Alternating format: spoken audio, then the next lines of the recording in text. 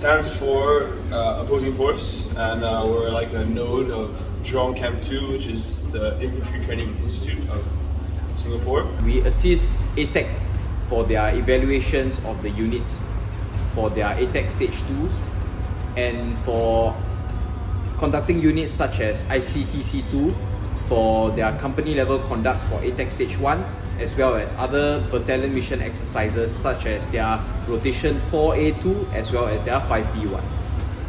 Top 4 exists because we want to provide our soldiers with a realistic training experience, so that whenever we engage units for their company mission exercises or battalion mission exercises, we actually give them realistic training opportunities fighting against a real life enemy instead of any planned or artificial enemies.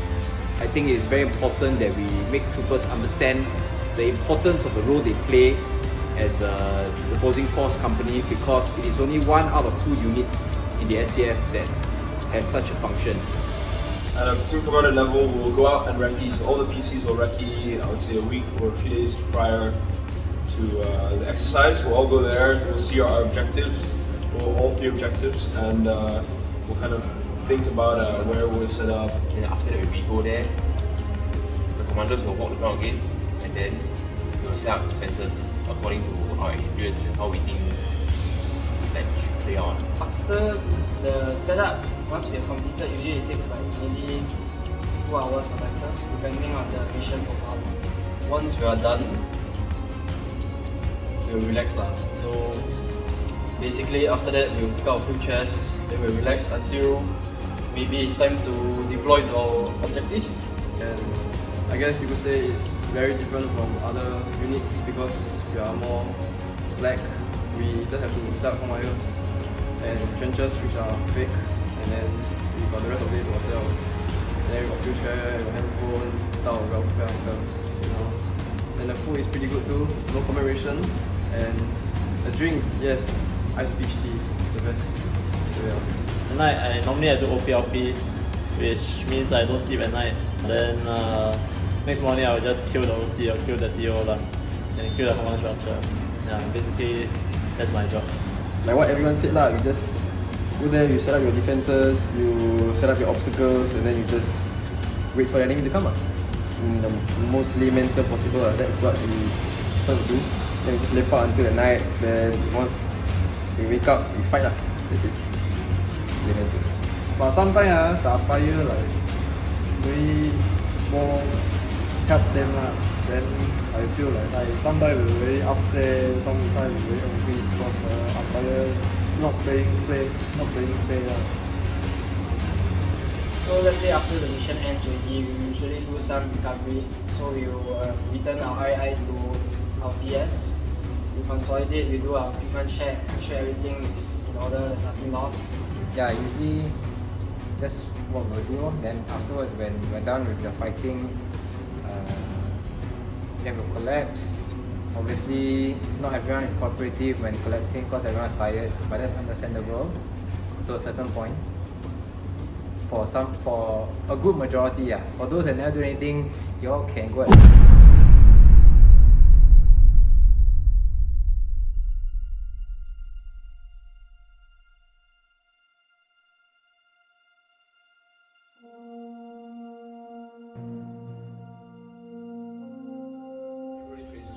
Regardless of the privileges of luxuries we get, it's still a lot of outfields, which is still extremely tough, I didn't say, because even this month I think we had six back-to-back outfields straight, and that is obviously physically, mentally tiring no matter what. No matter the privileges you get, no matter the luxuries you can bring, it's still going to be very tiring. Imagine you're doing something, then suddenly they say, we need to move on another place to what that. Suddenly they add on like, need to do cone wire more. Suddenly we say like, we need to do 10, and suddenly they add like, we need to do 20. That's the thing that we get pissed actually. The plans are always suited for the Blue Force. So for us, in terms of the Red Force, we always get sudden changes where we need to adapt and, for example, put more cone wire or tear down more cone wire, whatever. I guess mainly the struggles is just trying to survive lah. Because just being under the hot sun is damn shag already. So for me, that's the biggest struggle lah in outfield. Especially during fasting month, when me and my BP brother Azri, we were dying, and then Allah yang satu brother, so we had no choice we had to do it. When it gets hot, really everywhere's morale drop, and then it gets very hard to push forward. I try to help my friends, but I also don't feel like moving forward. I think the biggest struggle is always people, because there are always those not cooperative one. I was injured, like my right eye. I was looking through my scope and my platoon commander, he ran into my rifle and hit my eye. I was in a lot of pain and I thought I was going to go blind. I think there's only one unit that actually came earlier than the HR, which was 6er. Came at like what, 2 AM, 3 AM. So that was the only time where the shake-up was justified lah. Other than that, they all came around 6, 7. So I think we have woken up way later lah. Yeah, that's it. People tell me 4 AM I need to wake up and wake my guys up. And suddenly I receive instructions that it becomes 2. It's like, I know there's a job to be done lah, but I don't have the heart to do it, people try to sleep. Then everyone shag. It's just not very nice. But yeah, we have to do it lah, because it's our job mah.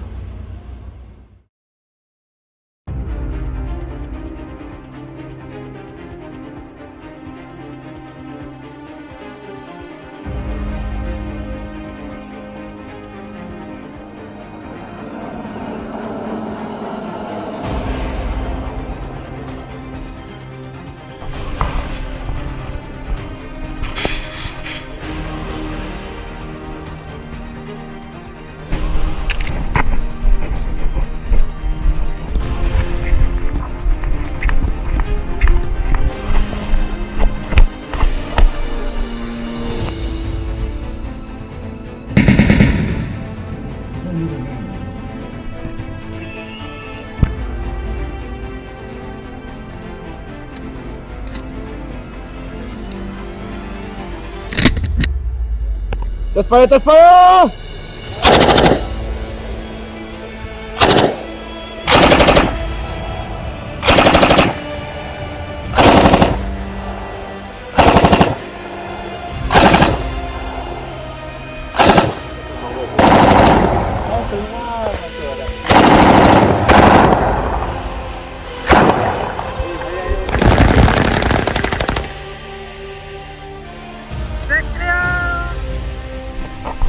Let's go. Push. Go. Down.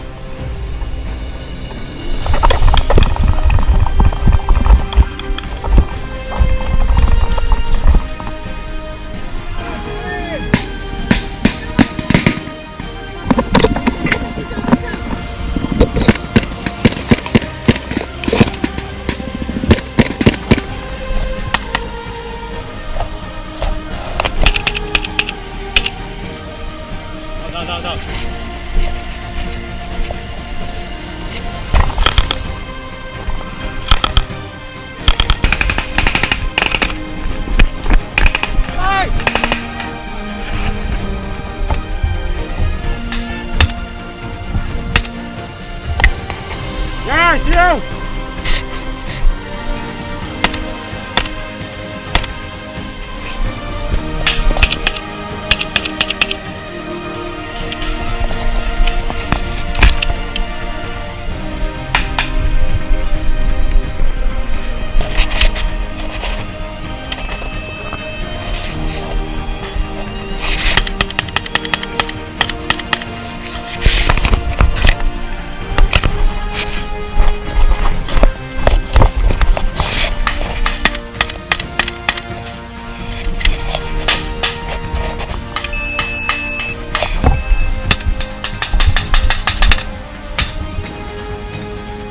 Move, go.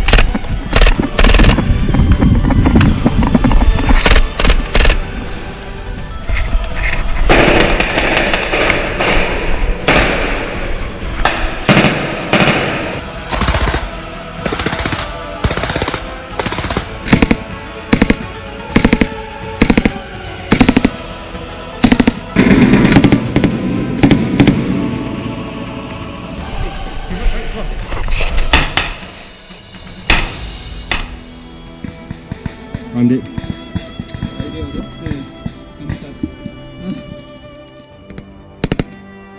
Idea. Tiga.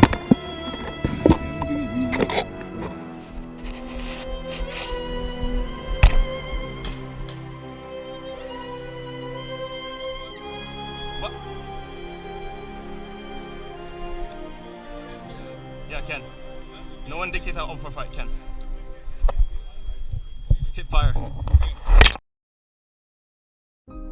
Today is finally the milestone of our national service. There were moments where it was very thrilling and mind-blowing, moments where it was very frustrating and depressing. But all of it will come to an end as we close the final curtains of this chapter. In the coming weeks, a new chapter of life will begin for all of us. Everyone will walk different paths, but no matter what, the memories we made in Ord Lol will be memories we will keep and look back on in the future. Anyways, enough from me. It is time for the others to speak. Everyone has a different experience in NS, whether it be good or bad. At the end of the day, we should see ourselves walking out of NS as a better person and knowing what we want to do for our futures. Going through these 2 years of NS, you have survived these 2 years. I'm pretty sure in anything that you're going to do in the future, you can survive that as well, or you can go through it. And how you want to go through it is based on you, but you can definitely do it. So do your best. To my commanders, I know it's been hard ever since the change in command. Yes, we might bully you, we might makan you, but you know, like Lulu say, Ken is Ken, right? So like all the off, all the canteen breaks, all the PT, all the complaints that you had from us, thank you for putting it in. I feel like it's really lucky that I get to meet you guys, because like not everyone is like that motivated. Like I always say attitude, but yeah, you guys, I would say that attitude is really good. Like, I'm happy that I get to be your PS. Weapons. I mean, y'all are damn fun, honestly. Y'all know so. Just that sometimes we play too much, but you know that's part of the charm. So thanks for always being super fun, always being very spontaneous. Try to have a better grasp of when is a good time to be a wanker. Because sometimes it's really not a good time to be a wanker, you know. But to know when to be a wanker, right, is a good thing. In reality, not every day is all about having sunshine and rainbows. So you just gotta push through whatever you do. And just like Bob Ross says, you gotta have a little bit of sadness once in a while to know when the good times come. Then last thing I say, we got time! Wario! Wadio! Wario! Wadio! Wadio! Wadio! Wario! Wadio! Wadio! Wadio! Wadio! Wadi, still got time. 3 years. Wario!